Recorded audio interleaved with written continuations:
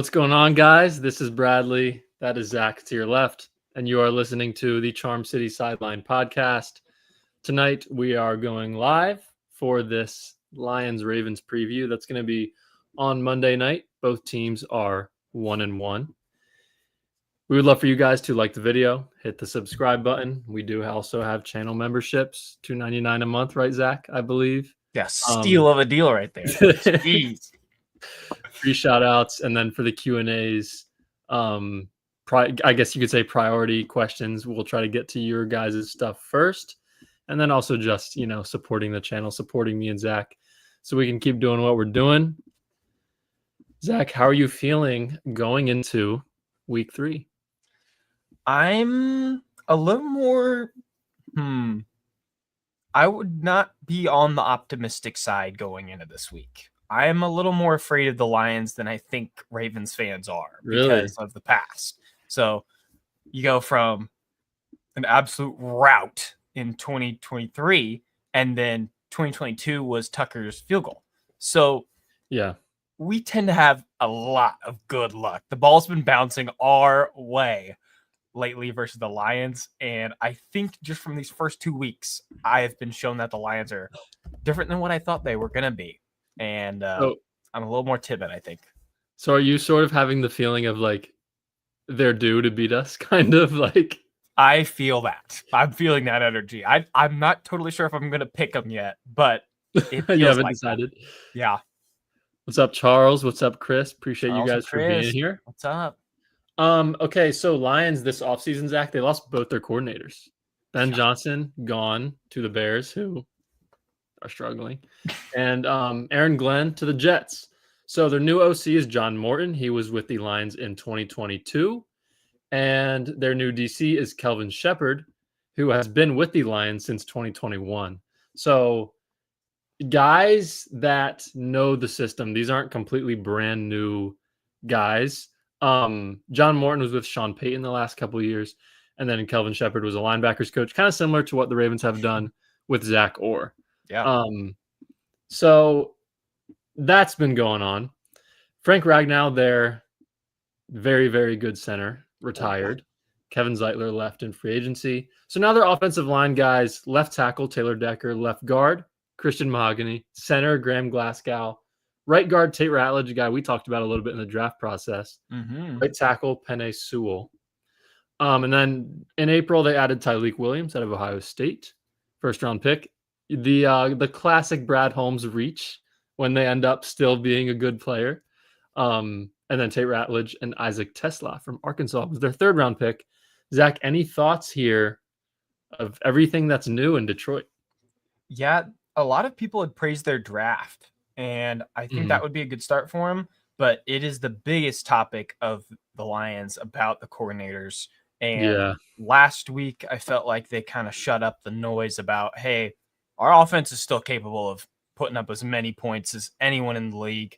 And the biggest other topic with the Lions would be the offensive line shakeup, I guess. Last week, I think they played a little better, but still,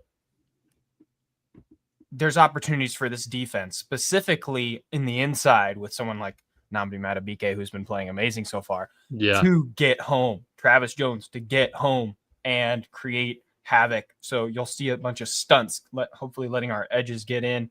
I think the tackles for the Lions are their big focus. So everything inside is a whole nother game, and hopefully we target that. Yeah, I like that. We'll see sort of how that interior O-line performs in this one. We'll get into that later.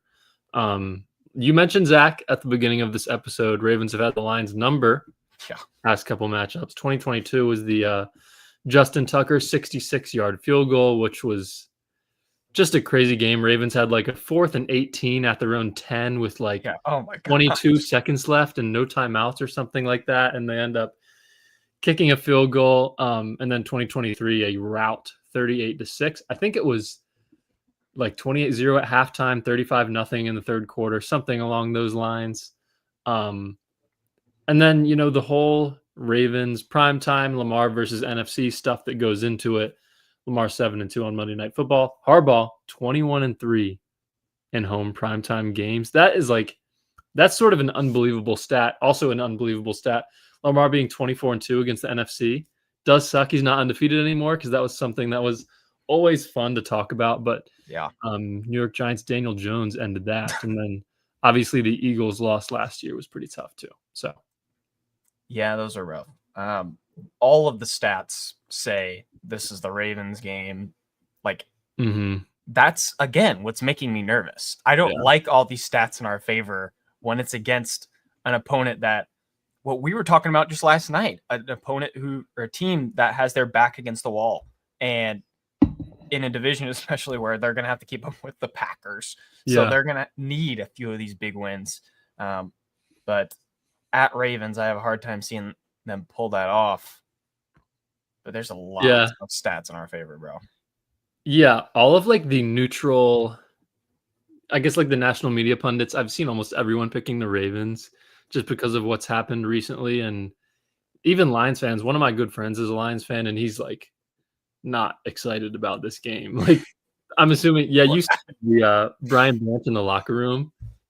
Everyone was like celebrating, and Brian Branch is like, we got the Ravens next week. We got to play the Ravens. That clip is crazy. And I looked at the comments, and it's just Lions fans spamming like gifs of sad people and like nervous people. Like, it's hilarious. Lions fans are not confident at all in this one. Obviously Monday Night Football, 8:15 on ESPN. Buck and Aikman, 70 degrees. So still warmer weather here in September. Ravens are favored by 4.5. I think it opened at 5.5. A lot of people bet on the Lions pretty early, moved down to 4.5, and then highest over under of the week, by the way, at 53.5. Injuries. Lions are dealing with a few things. Jack Campbell, their linebacker, did not practice along with Marcus Davenport and Taylor Decker. Taylor Decker is their starting left tackle, good player. So those are three guys to watch. And then Kirby Joseph, maybe a bold take. I think he's the second best safety in the league behind our guy, Kyle Hamilton, is limited with a knee, but he will probably go. Take us through the Ravens injuries and sort of what they are dealing with on that side of things, Zach. The biggest news would be Isaiah Likely was limited for another day in a row. So he's at least on the practice field. Hopefully that means he's going to play Monday. The bad news of it would be someone like Kyle Van Noy got injured last week and he's going to be out. And then Pat Ricard's still not practicing, and Harbaugh labeled him as week to week. And that's a bad sign. I don't like that at all. That probably puts him in jeopardy for the Chiefs game, especially on a short week after this if he doesn't go Monday. But we got Nnamdi sitting out from a neck issue. He might just be getting some rest. Nate Wiggins with a groin. Rasheen Ali with concussion. I think he had the red shirt at practice, non-contact. And then Marlon Humphrey, who left in the fourth at one point with a groin issue, is back at practice. Full participation. That's a good sign. Sign. Yeah, I agree with you. I'm hopeful that Madubuike is sort of a very minor thing, that they're just letting him rest. It's also, Thursday is normally the second day of practice with the Monday night game. Thursday was the first day of practice today. So we'll see what Madubuike does on Friday and Saturday. Van Noy, it kind of seemed like, at least from the initial report, that he's going to be out a few weeks. Yeah. When I was watching the Browns game, I thought for a second that he just completely stopped trying during the middle of a play. And then I was like, that's kind of weird. And then 10 minutes later, it was like Van Noy out with a hamstring. I was like, wow, that makes sense. That makes sense why he just completely stopped on that play. Ricard, speaking of Ricard, like, if they knew this was going to happen, definitely just would have put him on IR. It actually really sucks now that I'm thinking about it, because they could have kept Armour Davis if they put Ricard on IR. So that sucks. Anyway, good to see Marlon's probably definitely going to go. Isaiah Likely, I don't think it could be closer to a 50-50 shot. Like, really? I have no idea if he's playing or not. You know what I mean? Like, I'd still lean the go route, though. Like, really? I think he would probably at this rate. I just feel like they could easily lean towards the side of caution. And that's true. Maybe tomorrow you got to see like a full participation to be sold, that kind of thing. Yeah, if he's full even on Saturday, then I'd be like, he's definitely going to play. Yeah, Harbaugh Chris might. saying likely he won't be back. I bet Don saying he playing. I hope he's playing. Yeah. Yeah. So, yeah, we'll see. And then Harbaugh might not have to activate Keaton Mitchell since Rasheen Ali is practicing. Oh yeah. Jeez. Poor guy. Oh man. Okay. Lions offense versus Ravens defense. Zach. That's the Um, big one. let's start with the Lions offense. What do you think they need to do in this one to have success? Whatever was in the water last week needs to Yeah. be the water for them this week. Yeah. That their stats are just off the page. What to kind of point a little towards the Ravens defense starting out. Hmm. David Montgomery 57 rushing yards, Gibbs 94, and I think he broke off a big 40-yarder. If that 40-yarder doesn't Yeah. happen, it's a lot more manageable. I think Hmm. PFF said it would be the worst in between the tackles Yeah. rush per carry. And that is like our bread and butter, at least for the Ravens defense. So if that can be stopped, the outside game is going to be the big question mark Ravens Hmm. defensively. But holy crap. Amon-Ra, 9 catches, 115 yards, 3 touchdowns last week. Dude, Yeah. I am staring. I think who said it? Charles might have said it in the chat. Hmm. It's going to be a high scoring game. I'm staring at that total. I mean, that is like a wow. I'm worried that the Ravens defense just doesn't have it figured out this early. And I think they're going to have to generate a turnover or two to keep their total number down. I just think whenever you talked about the Lions, it was whenever they play a guy that kind of is a statue, they tend to have better luck. And I just think the Lions are going to do everything. I saw an interview, radio interview for Dan Campbell, and he's like, you can tell that they are just pissed off about thinking about the Ravens, like Hmm. what to do, how they're going to do it, the total execution, because it is just this incredible task. He was asked specifically about Lamar and Henry. We can get about that later, but like the Ravens defense not really showing up week 1 and then showing up against a totally inferior team with the Browns last week. This is the real test. Yeah. I'm Yeah. just this is like I forgot someone said it. It's like a real marker game for both teams to see Hmm. where you're at. And Yeah. I think that it's definitely starting at this side of it. Because the only way that the Lions have success is going to be probably keeping up with us scoring wise, right? Yeah. Yeah. Yeah, I agree. In terms of the lines, I think got to get Jameson Williams the ball in space. I could see him being a tough guy for the Ravens to tackle. Last week, 108 yards and a touchdown on just 2 catches. So he's explosive. Yeah. Same with Gibbs. Like Ravens are gonna have to bring these guys down in space. Gibbs is maybe my favorite non-Raven. I would say I just love watching him. Even going back to Wow. Alabama, and then had him on my fantasy team last year. When you have a guy on your fantasy team and they're really good, even the years And your team's after good. that, Yeah. yeah, even the years after when he's not on your team anymore, you still have this like you still root for him a little bit. So that's how I feel about Jahmyr Gibbs. Obviously not on Monday night. Um, Ravens defense, I think you just got to get pressure on Goff and early because I've always had this take on Jared Goff that like when he gets hit early, he's just not as good and he kind of gets thrown off. Um, and that goes along with stopping the run because when the Lions run play action, Goff is in groove and rhythm on timing. The Lions, according to next gen stats, 33% of the time their pass attempts have been in play action this year, which I think is like top 10, top 5, somewhere like that.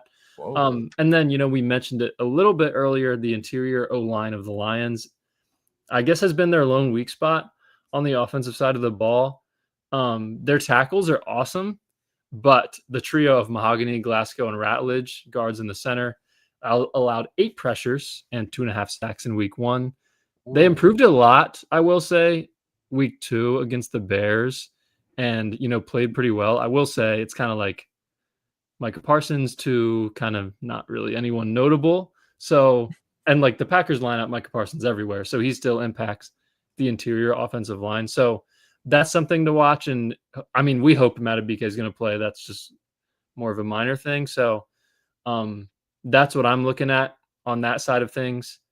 Unless you have any other thoughts there, let's get into the X factors on this side of things. Yeah, I was gonna say I so agreed with you for your favorite non-Raven. Yeah, And there you that go. I don't So know if they were saying that the Ravens defense isn't cut for gritty I football. think he was talking about the Lions. You think the Lions offense? Wow, It's I kind of mean, interesting because of like the coach that Dan Campbell is. yeah. But like when the Lions get punched in the mouth early, they suck all game.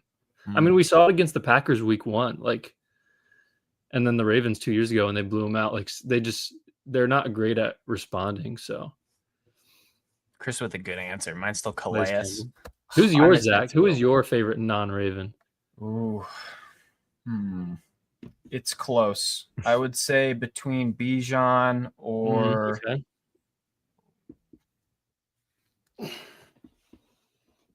I wanted a wide receiver, I don't know. It's between a few guys. I guess I would say Bijan. There you go. Yeah.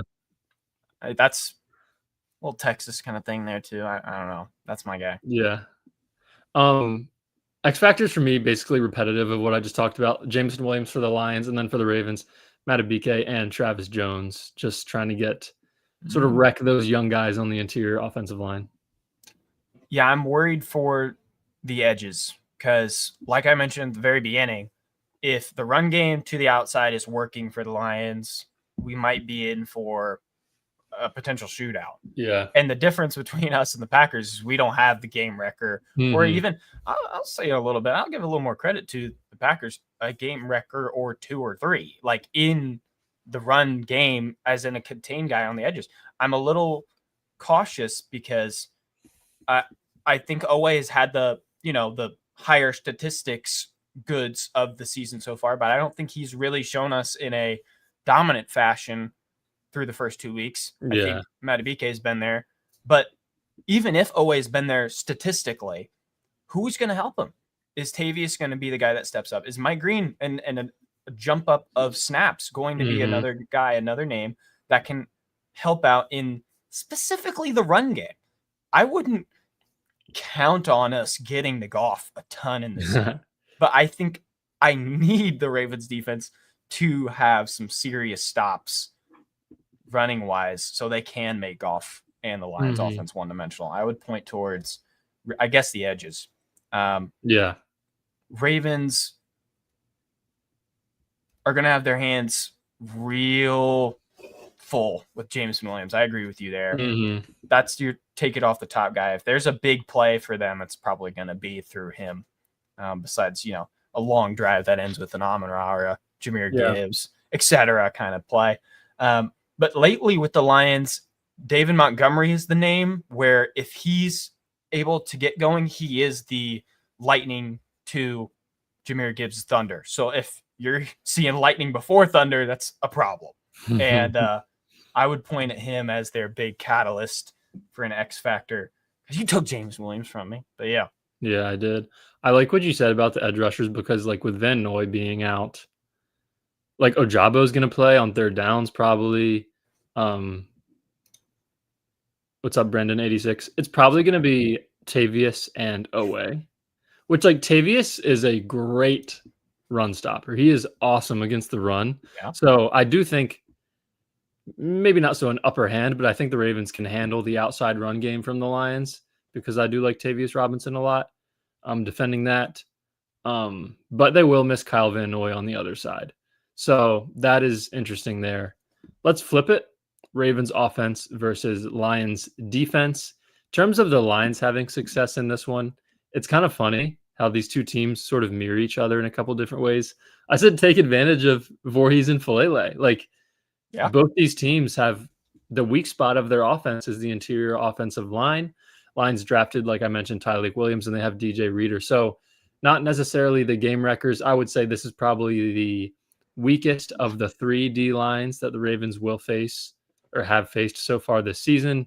Bills with Ed Oliver just completely disrupted that game plan for the Ravens. And then the Browns obviously have a bunch of good players over there. So that's what I would say for the Lions. And then for the Ravens, pass the ball early and do Mm. it from 12 personnel, especially if Likely can play. Oh yeah. I think the Lions are going to take a similar approach to the Browns and try to stop the run. You know, obviously the Ravens ended up putting 41 against the Browns, but when you take away the turnovers and Nate Wiggins' interception return to the 5, it could have been 24, 27, something like that. So you could probably make an argument that the approach to just selling out against the run is a little bit better than what the Bills had to deal with opening Sunday there against the Ravens. First 2 weeks of the season, Lions have been in base defense, 3 linebackers on the field, which is pretty rare nowadays. Mm. 63% of the time. That's according to Next Gen Stats. To sort of help you guys understand this better, last year the Lions led the NFL 44% base defense. So it has been Whoa. extremely high these first 2 Jump. games. Those linebackers are Anzalone, Jack Campbell, and Derek Barnes, which we maybe won't see that as much if Jack Campbell is unable to go. So that's something I would look for. If you're in 12 personnel and the Lions have 3 linebackers on the field, air it out, and do it early. Mm. Yeah, I feel the offense will get a big boost if Likely can go. That is like, Yeah. I've said it like 4 times already, but the rich get richer. The offense is a well humming machine right now, except for last week when you point at Derrick Henry, 23 yards, two yards a carry. Yeah. I mean, this has got to be a bounce back for him. I would think that the Browns were exploiting something, if not just dominating the line of scrimmage, which it looks like. But if they have that same will from their D-line, then we're going to have our hands full again with airing it out against a team that isn't going to give us probably 2 turnovers, a potential third like the Browns did. I think there is a game record for the Lions, Aiden Hutchinson. We all know him. He's not had the greatest start. I think he has a sack. Yeah, but he's one. If they have that guy like Myles Garrett was last week to create more havoc for the Ravens O-line, there could be potential issues. I think that's my X factor for the Lions. Offensively, I want to point towards Mark Andrews, but I feel like I can't point towards him right now given his target share. And also, I would say someone like Bateman or D-Hop would be due for a big game. They had been taking DJ Moore really out of the game last week. They scored 21 points, but Rome Odunze had like 125 yards, 2 touchdowns. They might be selling out on the top wide receiver. Dan Campbell talked about it in the same interview I mentioned earlier, that they have guys on the perimeter. That is his words. They have guys on the perimeter now, which is an issue because the running game is so good.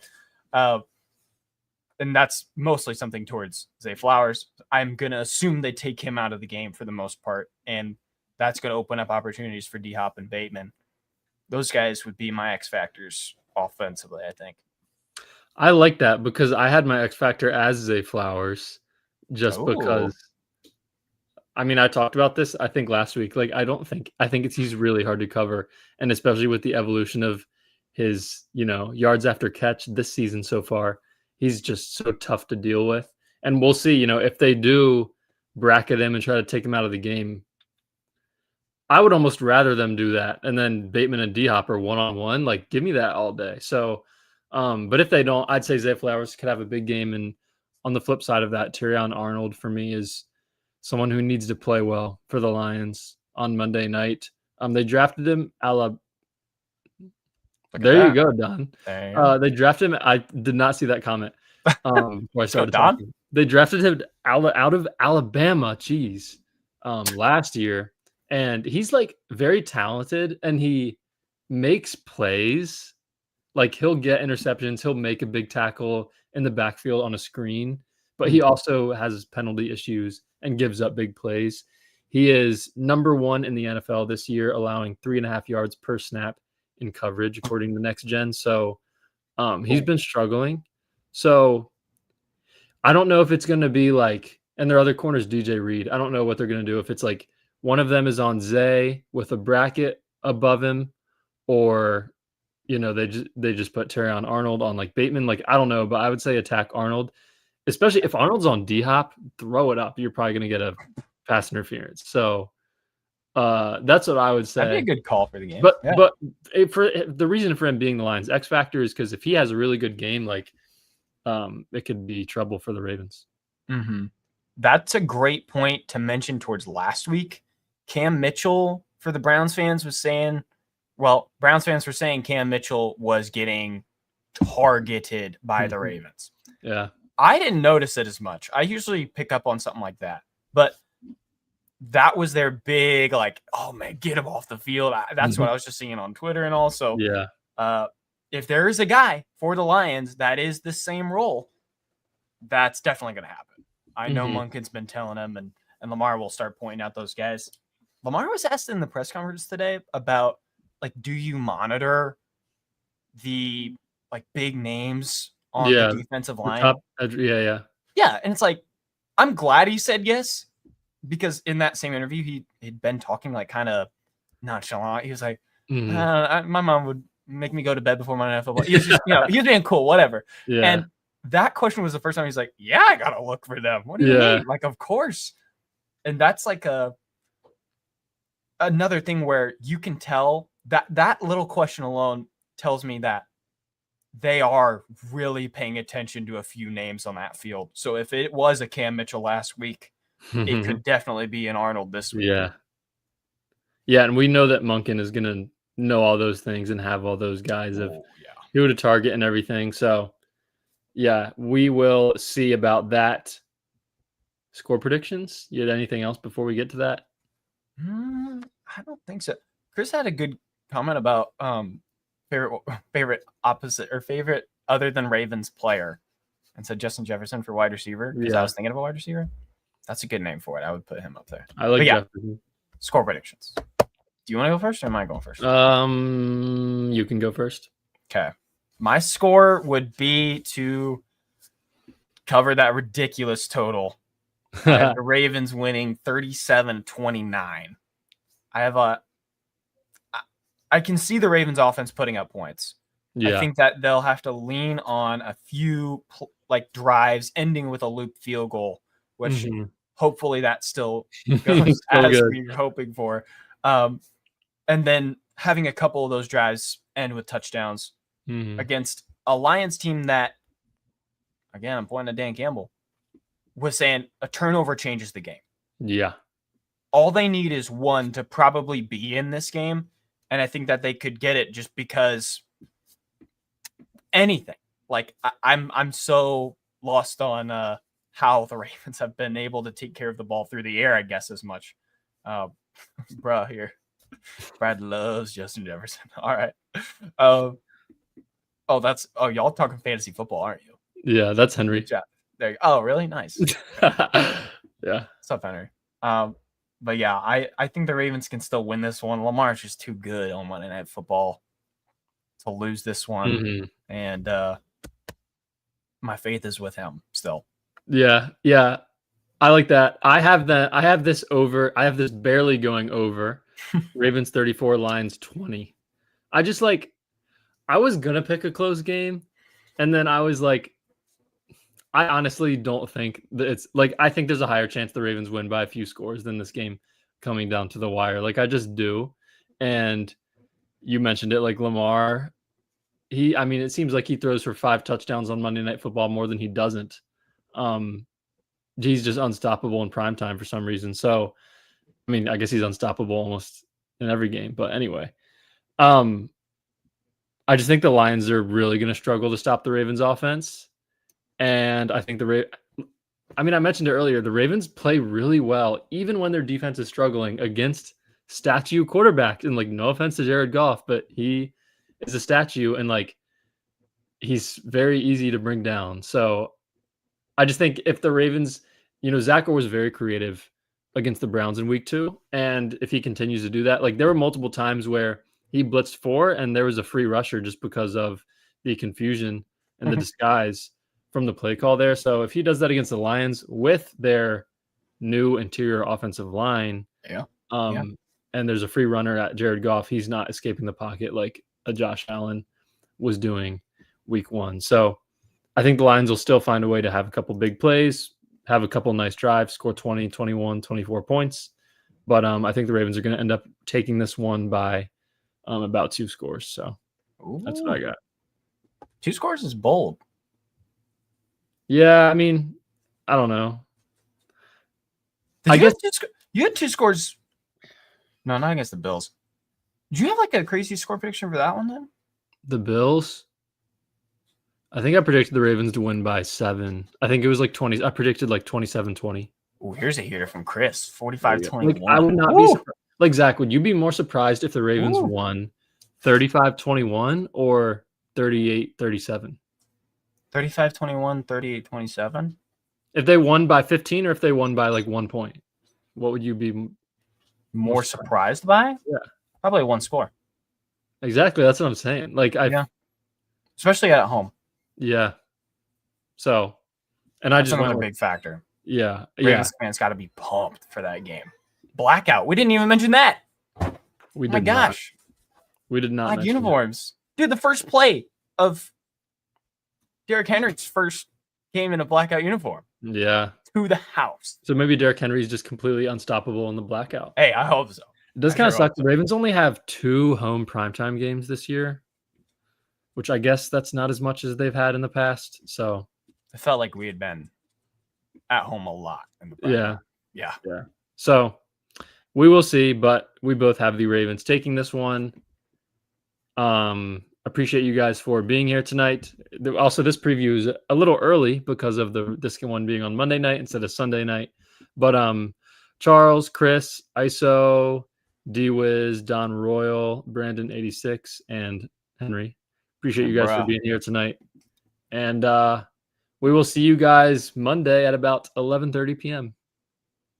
Do you want to answer? Charles had a little question here. What happened to Dawson? You want to answer that real quick? Or I can. You can. Okay. He had mentioned what happened to Dawson. I think Dawson's going to join us for post-game stuff. Yeah. If you guys want to tap in for that, we'll be live right after the games. If you want to be there for Monday Night Football Alliance, I assume we'll be live right after it. I don't know how late that's going to be. Yeah. But, Dawson. Yeah, Dawson's going to be with us for post-game reactions this year. He was unable to do week 1 and week 2. So we will hope to be with him after the Lions game. Dawson's a Detroit guy, so he's probably feeling the effects this week of all the Lions fans surrounding him. So, yeah, Monday night, we will be here, win or lose, but hopefully a win. And, guys, there you go, ISO 4020. Like the video, guys, helps us out a ton. If anyone is watching right now that is not subscribed, please subscribe. We are very active, 3 episodes a week all season. And, we will see you guys next time. Peace.